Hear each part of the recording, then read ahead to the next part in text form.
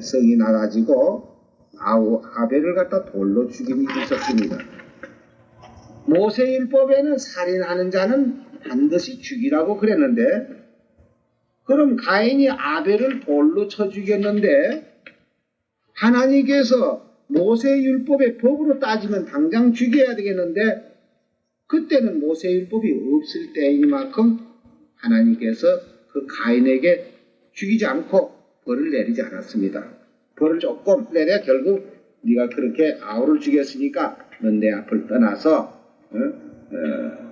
넌 여기 있지 못하다 해가지고 결국 유랑민이 되듯이 그렇게 되기로 했습니다.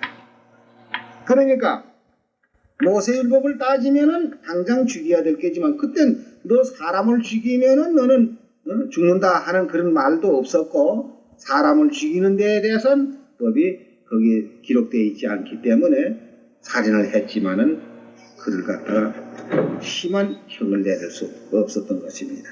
그러면 그 외에도 여러 가지 제목이 있는데, 지금은 우리 대한민국에도 법이 있고 성경에도 법이 있습니다. 그러니까 모세율법 10가지 십계명이 있죠. 이 십계명을 아마 기독교인들 쳐놓고는 전부 십계명을 중심으로 해가지고 그게 죄다 죄가 아니다 하는 것을 거기서부터 마음에서 양심의 가책을 받고 우리 마음의 죄를 정하게 되고 이렇게 되는데, 그럼 전에 지은 죄로 말미암아 우리가 사망에 이르게 되는데, 여기서 뭐를 없애면은 다시 살 수 있냐면 죄를 없애면은 사는 길이 여기서 열립니다. 그래서 이제 사는 길을 주시기 위해서 예수님이 1900년 전에 오셔가지고 새로운 법을 줬습니다. 그럼 새로운 법을 어떻게 줬냐면, 옛날에 10가지 계명을 그대로 두면은 침례를 받아도 또 한 가지죠.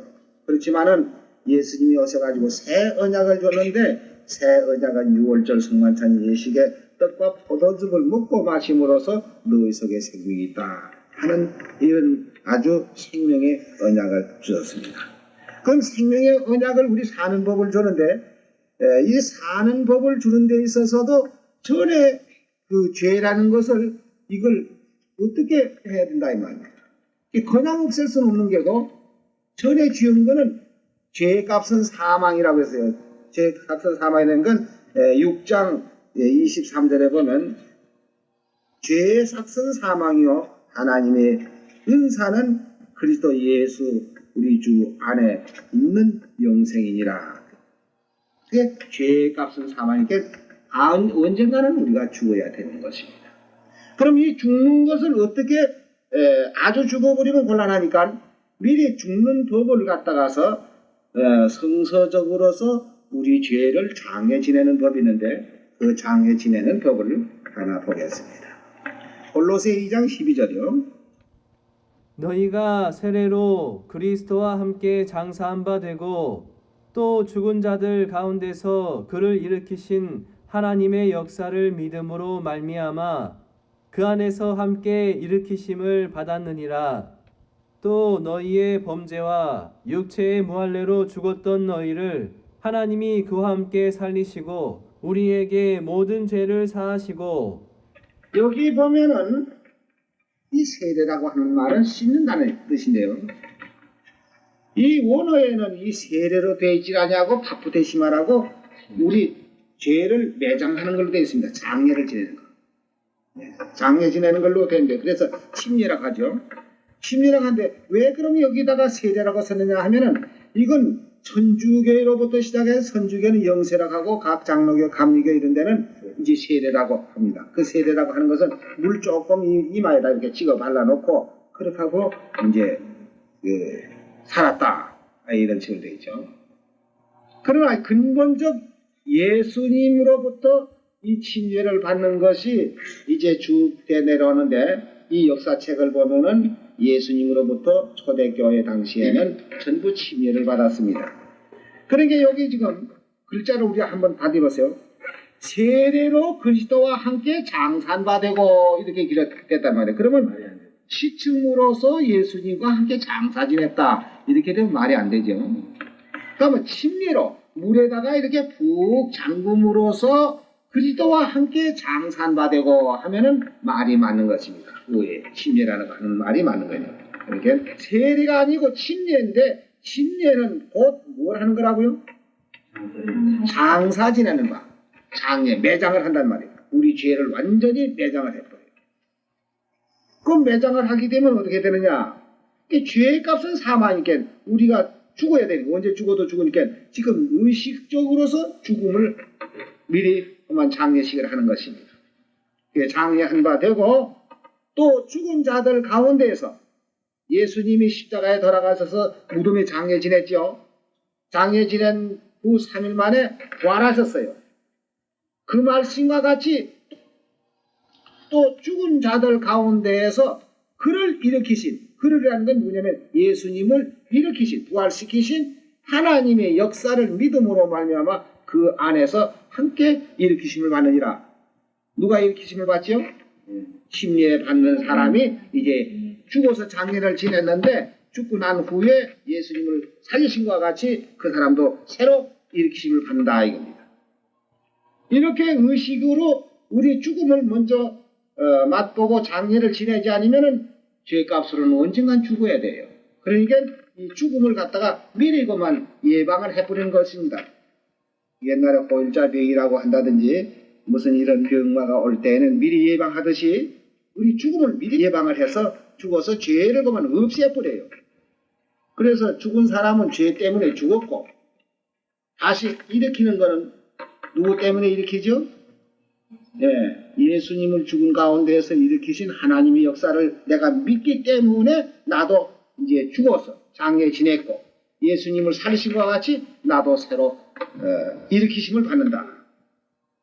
그와 같이 우리 죄를 지금 침례를 받음으로써 이제 그 과거의 죄는 완전히 정리되는데 그 죄 때문에 내가 사망이 왔고 이런데 이제 죄를 없이 해줬는데 침례를 받음으로써 죄는 없어졌지만 깨끗한 몸이 또 이 세상에 사니까 자연히 우리 이목이 있고 뭘 보는 것이 다 세상에 이 눈이 이거 있다고 해서 이 보는 거 자꾸 함부로 봐도 이거 안 되는 거예요.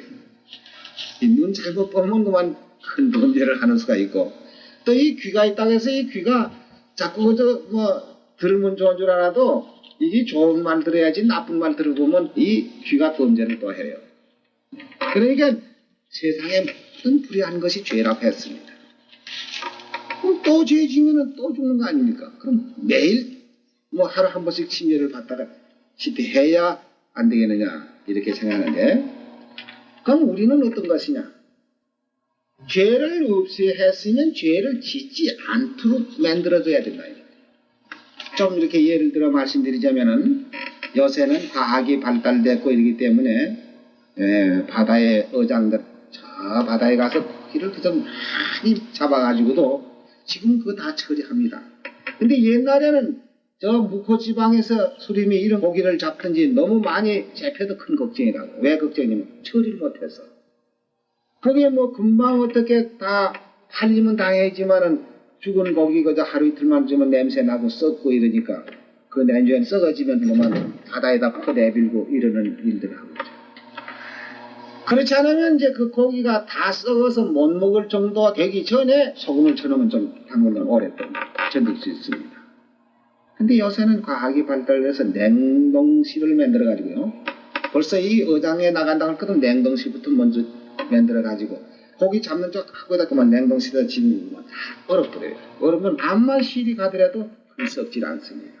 그래가지고 이제 각 시장으로 빠져서 나와가지고 뭐 고기 잡은 거죠. 한 달 후에라도 팔아먹고 2달 후에라도 팔아먹고 이렇게 해서 할 수 있는 거 뭐냐고. 우리가 죄를 없이 하는 것이 문제보다도 그 없이 하는 죄가 오래 유지할 수 있는 이것이 가장 중요한 건데요.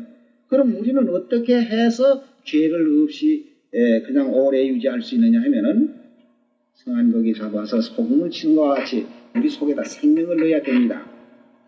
생명을 넣어야 되는데 어떤 사람은 침례가 여기 침례라고 하지 않으시게 세례를 하니까 씻는다. 그래서 장로이나 감히 물욕을 조금 얹혀놓고 그렇게 놓고는 이제 다 씻었다. 이제 깨끗하다. 이렇게 해서 하는데 이 침례라는 것은 우리 죄를 씻는 게 아니라는 것을 베드로 전서 3장 여기 21절에 보면은 잘 설명하고 있습니다. 물은 예수 그리스도의 부활하심으로 말미암아 이제 너희를 구원하는 편이 곧 세례라. 육체의 더러운 것을 제하여 버림이 아니요 오직 선한 양심이 하나님을 향하여 찾아가는 것이라. 저는 하늘에 오르사 하나님 우편에 계시니 천사들과 권세들과 능력들이 저에게 순복하느니라. 여기 침례 받는 것이 우리 더러운 것을 씻는 것이 아니다. 그럼 더러운 것을 씻는 게 아니고 뭐냐? 오직 선한 양심이 하나님을 향하여 찾아가는 것이라고. 그럼 선한 양심이 죄가 있고도 선한 양심이 가질 수 있습니까? 없이. 죄 가지고도 선한 양심을 가지고 있어요? 예. 하나님하고 우리 사이를 이 갈라지게 한 것이 무엇이냐 하는 것 그것부터 우리가 알아야 되겠네요. 자, 이사야 59장 1절에서부터 보겠습니다. 여호와의 손이 짧아서 구원치 못하신 도 아니요 귀가 둔하여서 듣지 못하신 도 아니라 오직 너희 죄악이 너희와 너희 하나님 사이를 내었고 너희 죄가 그 얼굴을 가리워서 너희를 듣지 아니하게 함이니 이는 너희의 손의 피가 너희의 손가락의 죄악이 더러웠으며 너희의 입술은 거짓을 말하며 너희의 혀는 악독을 바람이라. 자, 이런데 이걸 가지고 선한 양심 하나님 찾아갈 수 있어요? 죄는 양심이 허락을 안 하는 것입니다. 내가 죄를 가지고서 나 깨끗하다 하나님하고 내가 동행할 수 있다 하고 하나님 뒤에 줄줄 따라다닐 수 있느냐면 그렇게 될 수가 없어요. 그러니까 여기 베드로 전서 3장 21절에 그 물은 하는 말은 여기 노아 홍수 때에 노아의 식구 8사람이 구원받은 그 물을 말하는데 이 물은 예수 그리스도의 부활하심으로 말미암아 이제 너희를 구원하는 편이 곧 세례라. 육체의 더러운 것을 제하여 버림이 아니요 오직 선한 양심이 하나님을 향하여 찾아가는 것이냐. 그러니까 죄가 완전히 다 청산되고 장려제 매장을 씻어가지고는 안 되죠. 씻으면 아주 죄의 뿌리가 남아있단 말이에요. 그 뿌리가 남아있으니까 언제든지 뿌리가 남아있으면요 저 산에 아카시아 나무 그 많이 있는데 어떤 사람 그 아카시아 나무 이걸 없애려고 비언해도 또 나오고 비언해도 또 나오고 애를 먹는 게라. 그래서 이 사람이 비다가 못해서 이래가지고 안 되겠다. 그래서 이제 그때는 막 고개를 가지고 부럭지를 막 파내 그래요. 그래 놓으니까 이제 그게 안 나온다. 죄를 씻어서야 안 되죠. 그러니까 장애를 지내는 겁니다. 그렇게 해서 이제 완전히 죄의 뿌리를 빼서 내버리고 이제 선한 양심을 가지고 하나님을 향하여 찾아가는데 그럼 침례받고 또 지으면 어떡할까요? 그러니까 침례받고 죄를 짓지 아니하는 이 새 언약이 있습니다. 새 언약. 요한복음 6장 53절에서부터 예수께서 이르시되 내가 진실로 진실로 너희에게 이르노니 인자의 살을 먹지 아니하고 인자의 피를 마시지 아니하면 너희 속에 생명 없느니라. 내 살을 먹고 내 피를 마시는 자는 영생을 가졌고 내 살을 먹고 내 피를 마시는 자는 영생을 가졌고 마지막 날에 내가 그를 다시 살리리니 내 살은 참된 양식이요 내 피는 참된 음료라다. 내 살을 먹고 내 피를 마시는 자는 내 안에 거하고 나도 그 안에 거하나니 살아계신 아버지께서 나를 보내심에 내가 아버지로 인하여 사는 것 같이 나를 먹는 그 사람도 나로 인하여 살리라. 이것은 하늘로서 내려온 떡이니 조상들이 먹고도 죽은 것과 같지 아니하여 이 떡을 먹는 자는 영원히 살리라. 그러니까 예수님의 살을 먹고 예수님의 피를 마시면 우리 속에 생명이 들어가면 됩니다. 생명. 자, 생명이 들어가고도 또 썩는다면 어떡합니까? 생명이 들어가 있는데도 또 썩는다고 할 수가 없지요. 그러면은 때로는 이제 우리가 침례를 받고도 이 세상에 살다 보면 그 세상 사람과 같이 지내다 보니까 본의 아닌 불의한 것들이 더러 많이 있습니다. 근데 그런 경우에는 어떻게 되느냐 하게 되면요 요한일서 5장 16절에 보면은 누구든지 형제가 사망에 이르지 아니한 사망에 이르지 아니하는 죄, 범하는 것을 보거든 구하라. 그러면 사망에 이르지 아니하는 범죄자들을 위하여 저에게 생명을 주시리라. 사망에 이르는 죄가 있으니 이에 대하여 나는 구하라 하지 않노라. 모든 불의가 죄로 돼 모든 불의가 죄로 돼 사망에 이르지 아니하는 죄도 있도다. 그러니까 이 사망에 이르는 죄라는 것은 어떤 것이냐 하면은 우리 세상 죄에도 너무 심하게 하는 것들은 안 되지만은 여기에서 사망에 이른 죄가 뭐인가?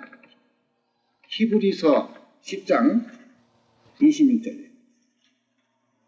우리가 진리를 아는 지식을 받은 후 우리가 진리를 아는 지식을 받은 후에 짐짓 죄를 범한 적. 여기 죄라는 건 무슨 죄냐면은 그 다음에 나옵니다. 어떤 게 그 죄냐면 짐짓 죄를 범한 적 다시 속죄하는 제사가 없고, 이 속죄라는 것은 이 새 언약을 말하는 것입니다. 속죄하는 제사가 없고 오직 무서운 마음으로 심판을 기다리는 것과 대적하는 자를 소멸할 맹렬할 불만 있으리라. 모세의 법을 폐한 자도 두세 증인을 인하여 불쌍히 여김이 없이 받지 못하고 죽였거든. 하물며 하나님의 아들을 밟고 자기를 거룩하게 한 언약의 피를 부정한 것으로 여기고 은혜의 성령을 욕되게 하는 자의 당연히 받을 형벌이 얼마나 더 중요하겠느냐 너희는 생각해봐라. 그러니까 여기 무슨 죄겠어요? 새 언약. 예, 이 언약의 질을 배반하고 나가는 것이 이것은 다시 속죄하는 제사가 없어요. 왜 그러냐면은 새 언약을 통해서 예수님의 살과 예수님의 피로 우리의 생명을 줬고 영생을 줬는데도 불구하고 그것을 부인하고 나갔을 때에는 옛날 모세의 율법을 폐한 자도 불쌍히 여기지 않고 죽였거든. 두 사람의 증인을 인해서 하물며 하나님의 아들을 밟고 자기를 거룩하게 하는 언약의 피를 부정하게 여기는다. 이것이 다시 용서함을 받을 수 없는 죄라는 것을 여기 말했습니다. 그러면 우리 속에 생명을 넣어준다는 말씀, 아까 어떻게 하면 생명이 들어간다고요? 요한복음 6장 53절에 예수님의 살을 먹고 예수님의 피를 마시면 너희 속에 생명이 있다. 생명이라는 뜻은 뭐냐면은 영원히 사는 뜻을 말합니다. 생명이 없으면 죽은 사람이고 생명이 있으면 산 사람입니다. 그러니까 생명이 있는 사람에게는 죽음이 있질 않지요. 그냥 영생이 항상 살아가지고 있기 때문에요. 근데 예수님의 살과 예수님의 피를 어떻게 우리가 먹고 마시느냐? 예? 그것이 누가복음 22장에서 우리가 볼 수 있습니다. 누가복음 22장 7절입니다. 유월절 양을 잡을 무교절 일이 이른지라 예수께서 베드로와 요한을 보내시며 가라사대 가서 우리를 위하여 유월절을 예비하여 우리로 먹게 하라. 여기 보면 유월절 양을 잡을 무교절이 이른지라 예수께서 베드로와 요한을 보내시며 가라사대 가서 우리를 위하여 유월절 예비하라 그랬는데, 모든 교회 가운데는 유월절이라는 걸 듣지도 못하고 보지도 못했기 때문에 이 유월절 얘기만 하면 이건 모세율법으로만 생각합니다. 모세율법에 양 잡고 소 잡고 유월절 지킨 그걸로만 착각을 한다 이 말이에요. 근데 예수님이 유월절을 예배하라고 베드로와 요한을 보내서 가서 유월절을 예배해서 우리로 먹게 하라 한 이 유월절은 옛날 모세율법에 양을 잡고 양의 피를 문설주에 바르거나 백성에 뿌리는 그런 유월절이 아니고 멜리덱의 반차라고 하는 떡과 포도즙을 가지고 우리에게 새 언약을 주신 것입니다. 19절 보세요. 또 떡을 가져 살해하시고 떼어 저희에게 주시며 가라사대 이것은 너희를 위하여 주는 내 몸이라. 내 몸이라. 예수님이 내 살을 먹으면 너희 속에 생명이 있다는 게 이것이 내 몸이라. 너희가 이를 행하여 나를 기념하라 하시고 저녁 먹은 후에 잔도 이와 같이 하여 가라사대 이 잔은 내 피로 세운 새 언약이니 온 너희를 위하여 붓는 것이니라. 이렇게 해서 여기 새 언약이라는 말씀인데 이 새 언약은 예수님이 이 세상에 오시기 전 약 650년 그 이전에 에레미야 선지자가 여기서 예언을 했습니다. 에레미야 31장 31절이요. 나 여호와가 말하노라.